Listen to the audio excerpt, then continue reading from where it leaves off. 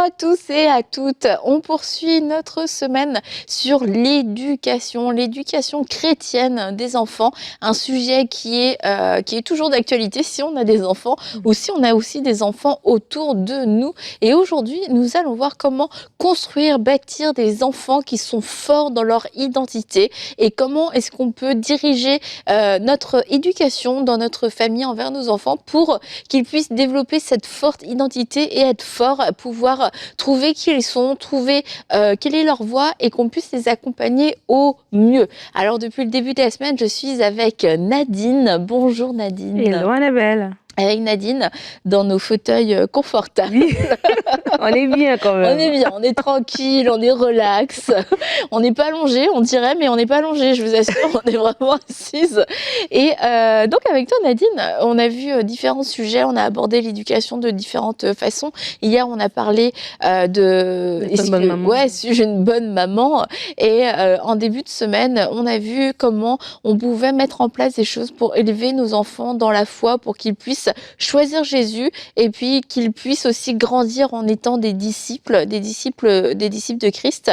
Et aujourd'hui, on veut plus aller dans l'identité parce que l'identité, c'est quelque chose qui est très combattu aujourd'hui. Déjà, en temps normal, dans la vie d'un jeune, qui est en pleine construction, l'identité c'est quelque chose qui se découvre, qui se construit et en même temps quand la société te bombarde tout un tas de messages, tu peux perdre ton identité, tu peux avoir du mal à trouver qui tu es, avoir différentes confusions et c'est pour ça, comme on l'a dit depuis le début de la semaine, la maison, les parents doivent être un refuge de sécurité mais aussi un refuge de vérité et si dans votre maison il y a la vérité, que dans votre maison il y a l'amour, il y a la grâce, bien vos enfants vont pouvoir découvrir qui ils sont, mais ils vont pouvoir aussi faire des erreurs et puis pouvoir être pardonnés et ils vont pouvoir avancer, cheminer et devenir des adultes qui vont être forts parce que le but des enfants c'est pas qu'ils restent toute la vie à la maison, c'est que le temps qu'on les a avec nous,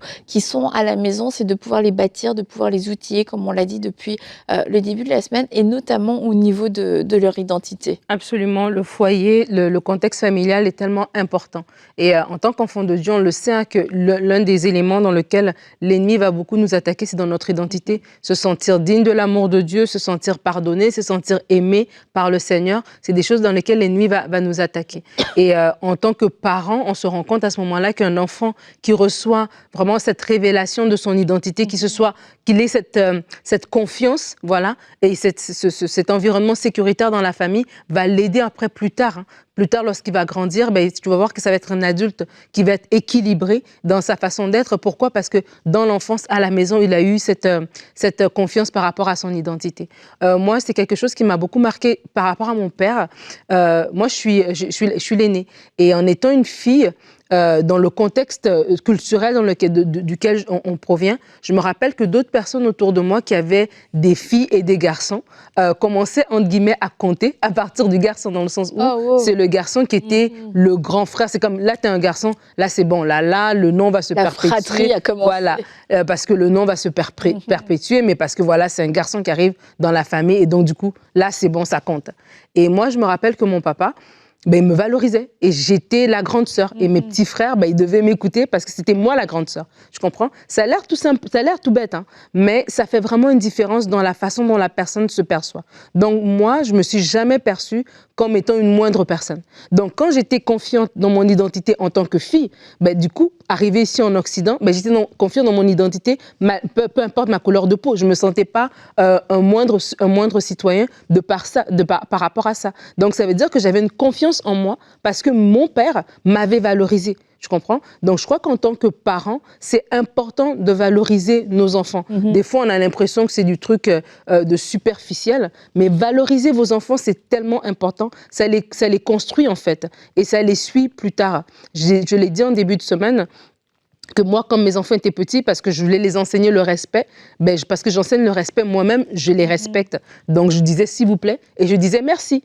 Et c'est des petites choses comme ça, mais c'est parce que je veux leur montrer qu'ils sont importants, qu'ils ont de la valeur et qu'ils méritent aussi le respect. C'est bien de demander le respect, mais il faut aussi le donner. Alors, à force eux-mêmes d'avoir été respectés par moi, par leur papa, ils grandissent comme étant des personnes qui respectent les autres, mais qui s'attendent à être respectés. Tu comprends? Ça va être bizarre pour eux si on leur manque de respect. Et donc, ce que ça, je veux dire, c'est que si on valorise nos enfants dès qu'ils sont petits, et on les valorise, ça bâtit leur caractère. Et lorsqu'ils deviennent des adultes, on veut les rendre autonomes, mais ce n'est pas des adultes qui vont se remettre en question tout le temps.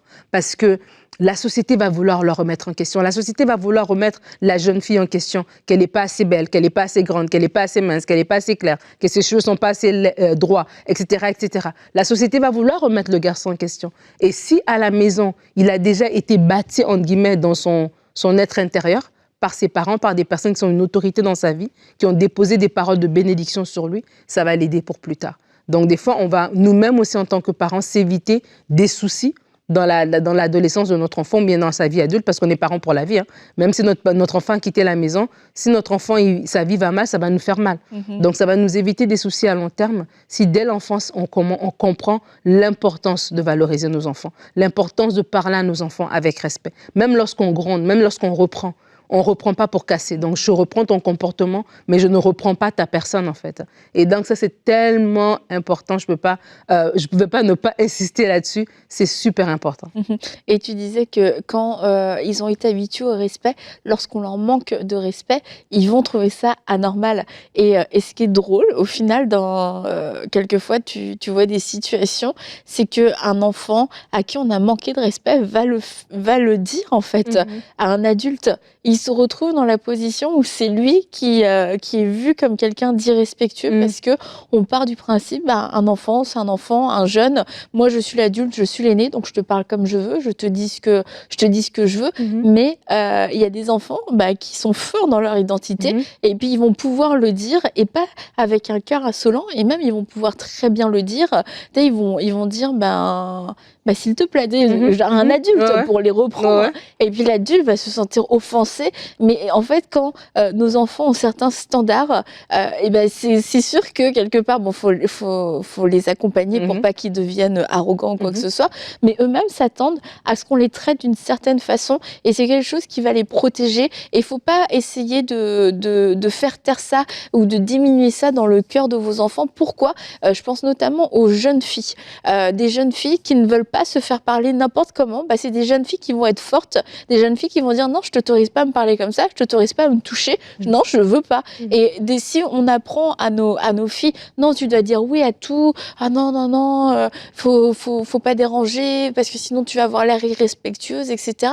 Non, on doit apprendre à nos jeunes filles à se respecter, à connaître leurs valeurs. Si tu ne veux pas qu'on te touche, eh bien tu n'es pas touché. Tu as le droit et tu dois dire non et tu dois savoir le dire. Mais quand on élève nos enfants, un aîné ou si c'est une fille et un garçon a le droit de te dire, de faire ce que tu veux. Toi, il faut juste que tu essayes de te faire petite ou d'éviter les conflits.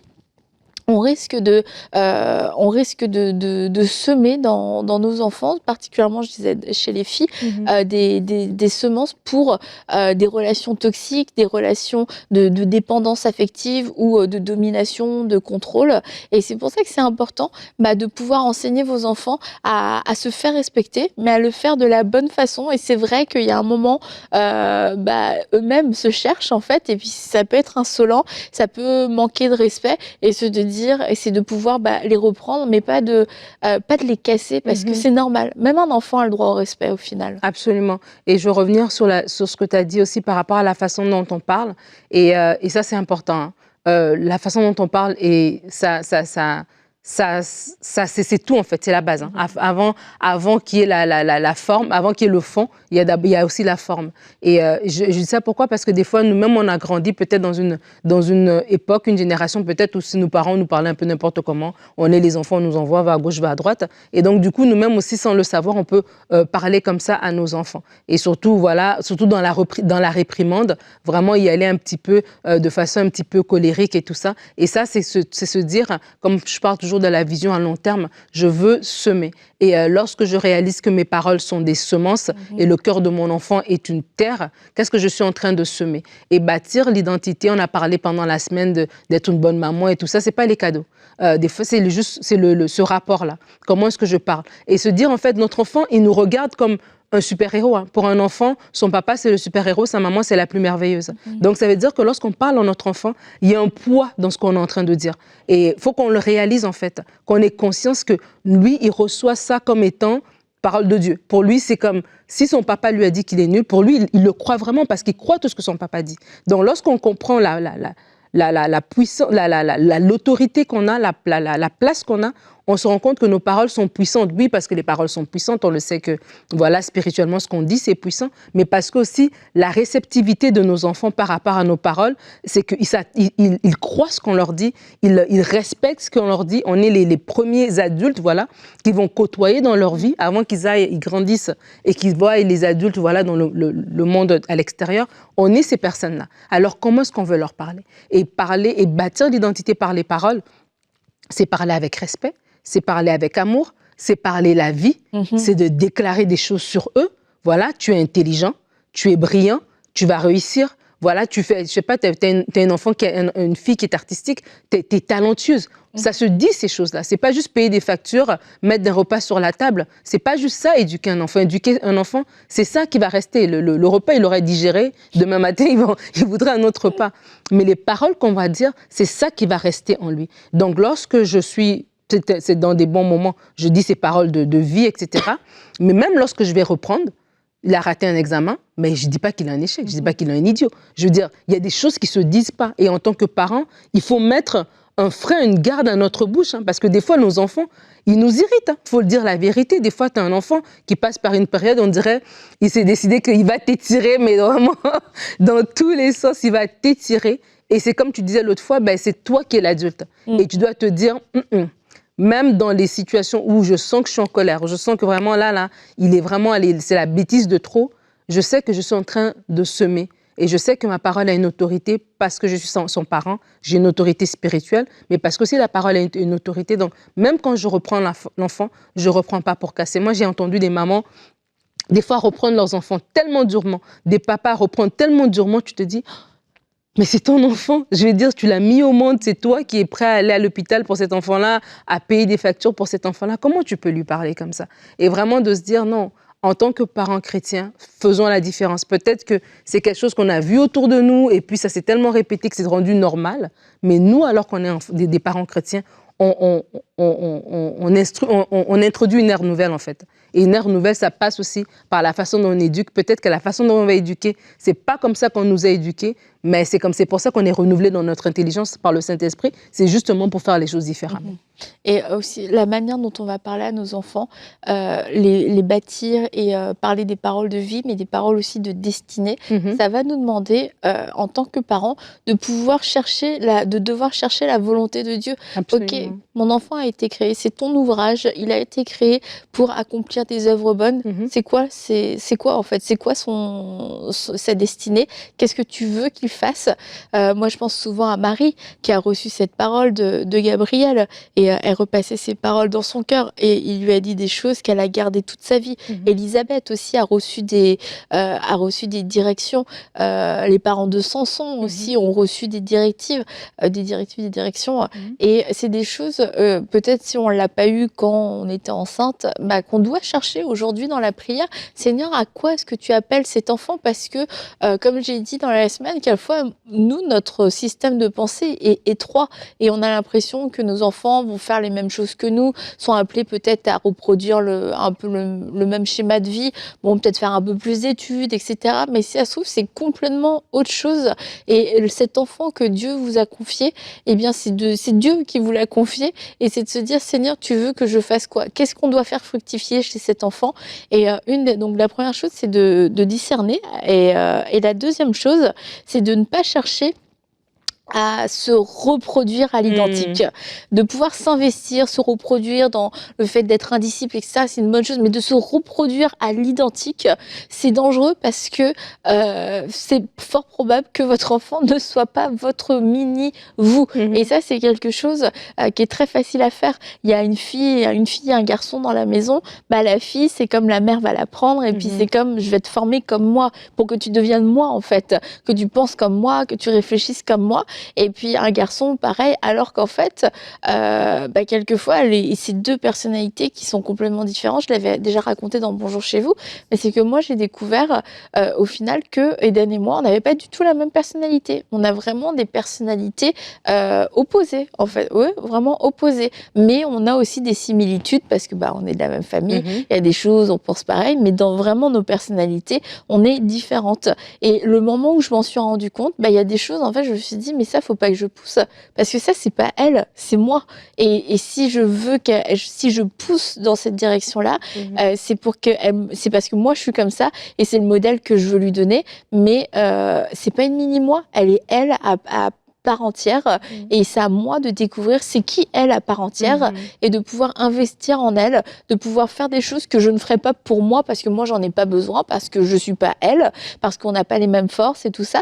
Et puis non seulement c'est au niveau de la personnalité, mais quelquefois aussi au niveau vraiment de la destinée, de l'appel. Si on discerne que notre enfant a quelque chose pour la mission, par exemple, on va faire en sorte de pouvoir lui faire côtoyer la mission, peut-être acheter des livres, ou s'il y a un séminaire, quelque chose, une rencontre, se dire, être intentionnel, se dire, c'est ça la parole que j'ai reçue quand je portais cet enfant, alors je vais l'exposer à cette parole, je vais arroser cette parole par mes prières, par mes paroles de foi, mes paroles de vie, mais aussi par des actions, et le jour où il y a des décisions à prendre, des décisions d'études, c'est de pouvoir dire, rappelle-toi, c'est ça que le Seigneur t'appelle à faire, c'est ça la parole que tu as reçue, et ça va pouvoir aussi orienter les choix que l'enfant va aussi faire, que nous on va faire en tant que parents, mais que l'enfant aussi va faire après par lui-même, pour entrer pleinement dans ce que Dieu a pour lui. Et on parlait cette semaine d'élever son enfant dans la foi, et je disais que moi je disais des fois à mes enfants d'aller prier pour certaines choses, et par rapport justement à la destinée, des fois on ne sait pas. Moi je sais que j'ai un enfant en particulier, je me rappelle avoir été baptisée du Saint-Esprit pendant que j'étais enceinte, avoir reçu vraiment une visite du Saint-Esprit très forte, et je l'ai senti vraiment vibrer dans mon ventre. Et donc du coup c'est resté une histoire que je lui raconte souvent en lui disant, il y a quelque chose de spécial, il y a quelque chose de spécial sur tous les enfants. L'enfant a tressailli. Mais l'enfant a tressailli dans mon sein. Alors je lui en parle souvent, tu vois. Et donc, je dis que des fois, oui, du côté de la destinée, c'est peut-être que tu ne sais pas ce à quoi ton enfant est appelé, mais tu peux lui rassurer qu'il a une destinée, lui rassurer que Dieu a des plans pour lui, le rassurer que quand il prie, voilà, de prier par rapport à ça, et dépendamment de l'âge de votre enfant aussi, commencer à prier de façon particulière avec votre enfant. C'est pas juste prier pour lui. Je crois qu'en tant que parents, on est appelé à prier pour nos enfants, à intercéder en leur faveur. Mais dépendamment de l'âge de votre enfant, commencez à prier avec lui et prier pour ses besoins, prier pour ses choix d'études, prier voilà pour que les plans de Dieu s'activent dans sa vie, pour que les choses s'ouvrent et tout ça, qu'il ait un chemin voilà tout tracé qui se décide pour lui par rapport à ses études, par rapport à un futur conjointe, par rapport à toutes ces choses-là. Mais je voulais revenir sur le point que tu as dit par rapport à la personnalité, parce qu'on parle de bâtir nos enfants dans leur identité. Et des fois, lorsque notre enfant ne nous ressemble pas, parce qu'on veut que notre enfant nous ressemble, c'est comme ça devient bizarre un peu. On ne sait pas trop par où le prendre. Et si on est maladroit, l'enfant peut se sentir comme si elle n'est pas bien, qu'il n'est pas bien, qu'elle a un problème parce qu'elle ne nous ressemble pas, parce que nous, on veut chercher les traits de personnalité qu'on a, parce que c'est plus facile pour nous. Du coup, l'enfant se sent, elle est mal à l'aise, il est mal à l'aise, et du coup, par rapport à son identité, il y a des ratés. Mais moi, un conseil qu'une de mes belles-sœurs m'avait donné, qui était vraiment un bon conseil, parce que moi, j'ai une fille, et on n'est pas pareil. On a des choses qui se ressemblent, mais elle a plus la personnalité de son papa que la mienne. Et je me rappelle quand elle était adolescente, je ne savais pas trop par où y aller avec elle, tu vois, parce qu'elle ne réagissait pas comme moi j'aurais réagi. Elle avait une personnalité différente. Et ma belle-sœur, une de mes belles-sœurs, me disait un jour, on parlait comme ça de tout et de rien, puis elle me dit, passe du temps avec elle. Elle avait commencé ça parce que nos filles ont presque le même âge, qu'elle passait beaucoup du temps avec sa fille. Et j'ai commencé à faire ça. Et c'est genre, passer du temps, c'est du style, je vais au magasin, mais viens avec moi. Et on passe du temps. On n'a pas dit grand-chose, mais on est ensemble. Je vais faire un truc, tu es avec moi. Et cette proximité, au fur et à mesure, a fait que, il y a juste quelque chose qui s'est créé, en fait. Et à partir de là, on a commencé à avoir des conversations. Des choses que j'aurais pas pu parler, une ouverture qu'il n'y aurait pas pu avoir si j'étais juste restée dans mon rôle de maman, et toi, tu es l'enfant, et puis bon, je te donne des ordres et puis on fait X, Y. Mais le fait de passer du temps ensemble, ça m'a permis aussi de la voir différemment et de ne pas être braqué ou être bloqué par le fait que nos personnalités ne sont pas pareilles. Parce que des fois, on cherche la facilité et quand c'est pas pareil, on a l'impression que c'est difficile et puis on veut laisser tomber. Mais de se dire non, ça aide. Et j'encourage aussi les parents à faire ça, à passer du temps avec leurs enfants, sans pour autant une activité particulière, mais juste passer du temps ensemble. Et vous allez voir, ça va vous aider aussi. Et on parle d'identité, ça va vous aider non seulement à laisser aussi une empreinte de vous, hein, parce qu'à force de passer du temps avec quelqu'un, on le voit dans le couple, hein, plus on passe du temps ensemble, plus il y a des... On se déverse l'un sur l'autre. Donc, ça vous force à passer, à donner cette empreinte de votre identité en votre enfant. Mais de l'autre côté aussi, ça vous permet de la découvrir. Et lorsque vous découvrez votre enfant, vous découvrez ses réactions, vous découvrez sa façon de penser, ça vous aide à savoir ce qui a été mis, ce qui est de vous, ce qui n'est pas de vous. Comme ça, vous faites un peu de défrichage. Mais aussi, ça vous aide aussi à la bâtir, en fait. Parce que quand on dit être fort dans son identité, mais moi, je sais que mes enfants, ils savent qui ils sont, tu vois. Si on leur dit, ben, aujourd'hui, vous êtes sur drill, ils disent non, non, non, on est des cabouillas, ils savent qui ils sont, tu vois. Mais on sait qui on est. Pourquoi? Parce qu'on passe du temps avec la personne de qui on appartient. En tant qu'enfant de Dieu, c'est quand on passe du temps dans la prière, dans la présence de Dieu, dans la parole, c'est là qu'on est bâti aussi, dans cette relation par rapport à notre Père Céleste. Mais de la même manière aussi, pour nos enfants physiques, voilà, c'est dans ce temps de communion qu'on a avec eux, dans lequel aussi on peut aussi aider à bâtir leur identité. Et au final, comme tu dis, c'est beau de découvrir qui ils sont réellement, plutôt que d'essayer de se calquer, enfin, qui nous imitent et qui soient comme nous, parce que, comme on l'a dit déjà plusieurs fois, les années passent vraiment vite. Et peut-être qu'un enfant, quand il a 5-6 ans et qui vous ressemble pas du tout, il a des façons de penser, de réagir qui sont pas du tout les vôtres. Et c'est comme, mais où est le mode d'emploi avec cet enfant? Parce que vous comprenez absolument pas comment il fonctionne. Mais d'avoir fait ce travail, d'avoir accepté déjà, puis d'avoir valorisé sa personnalité qui n'était pas la vôtre, peut-être pas celle de votre mari non plus, peut-être pas celle de ses frères et sœurs, mais d'avoir valorisé son unicité, ça fait que c'est un enfant qui va devenir aussi à l'aise, qui va être bien dans sa peau et qui amènera beaucoup de joie, dans la famille. Et les enfants, à un moment donné, ils grandissent et ils finissent par partir, etc. Et ça devient aussi des adultes. Et c'est des adultes, du coup, avec qui on peut avoir un vis-à-vis, avec qui on peut avoir des conversations. Et c'est là où aussi tout ce qu'on a pu investir, tout ce qu'on a pu valoriser, on va avoir ce retour de voir, ce sont des adultes épanouis, des adultes qui sont des bons époux, qui sont des bonnes épouses, qui sont des bons patrons, des bons employés, des gens qui sont bien, qui ont des bonnes valeurs et qui ont su développer leur personnalité, qui sont pas en lutte intérieure. Parce qu'aujourd'hui, on entend plein d'histoires, plein de témoignages des femmes à 40 ans qui se demandent mais je suis qui en fait? Crise d'identité parce qu'il n'y a jamais eu l'espace dans la famille pour pouvoir exprimer son identité. Il fallait travailler, ou il fallait faire ci, il fallait faire ça, il fallait avoir des bonnes notes. Et il n'y avait pas le temps de se demander mais est-ce que je veux faire autre chose? Est-ce que j'aime ça? Est-ce que j'aime pas ça? Des parents ne se sont pas arrêtés. Ça veut pas dire qu'ils aimaient pas leurs enfants, mais c'était pas dans la façon de fonctionner. Mais à un moment donné, ce manque de repères, ce manque de fondation dans notre identité va nous rattraper. Et le problème, c'est que quand une crise d'identité arrive, quand on a 40 ans et qu'on est déjà marié, qu'on a des enfants, on a avancé dans la vie, il y a beaucoup de conséquences.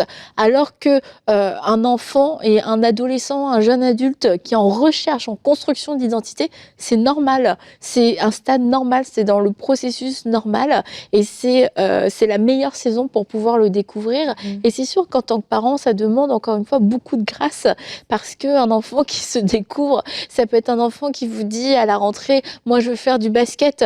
Et puis au mois de décembre, ils ont plus envie de faire du basket. Mais t'as déjà tout payé. Ouais, voilà, t'as déjà tout payé. Mais est-ce que ça veut dire qu'on va répondre oui, oui et non, enfin qu'on va dire oui à tout? Peut-être pas, mais en tout cas, c'est de se dire, ok, il y a des choses, ils se sont trompés dans leur choix. Ça veut quelquefois, ça veut dire, on a mis un enfant dans une école, c'était la meilleure école, puis au final, l'école, c'était pas si génial que ça, donc l'année d'après, on va rechanger l'enfant. Et on se dit, c'est compliqué, mais c'est des erreurs, oui, il y a des erreurs, mais qui permettent à l'enfant de se construire. Et pour nous, en tant que parents, qui sommes quand même assez décisionnaires dans pas mal de domaines de leur vie, parce qu'ils vont pas changer d'école eux-mêmes, ils vont pas faire leur dossier d'inscription et on passe les inscrire d'une activité pour s'inscrire dans une autre activité.